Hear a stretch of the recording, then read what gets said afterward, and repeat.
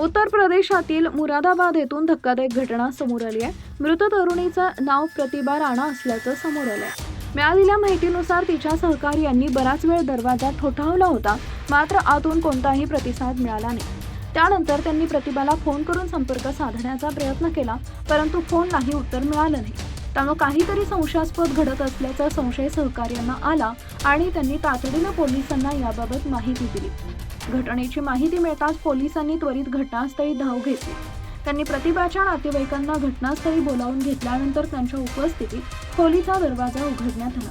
यावेळी प्रतिभा घरात मृत अवस्थेत आढळून आली. पोलिसांनी तात्काळ मृतदेह ताब्यात घेतला आणि घटनास्थळाचा पंचनामा केला.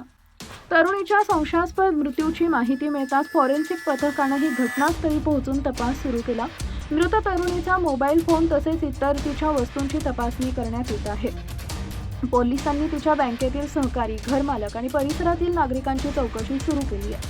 मात्र प्रतिभा मानसिक तणावात असल्याचं कोणाकडूनही सांगण्यात आलेलं नाही. प्रतिभाच्या मृत्यूमुळे हिमगिरी कॉलनी परिसरातील नागरिकांमध्ये भीती आणि आश्चर्याचं वातावरण निर्माण झालंय.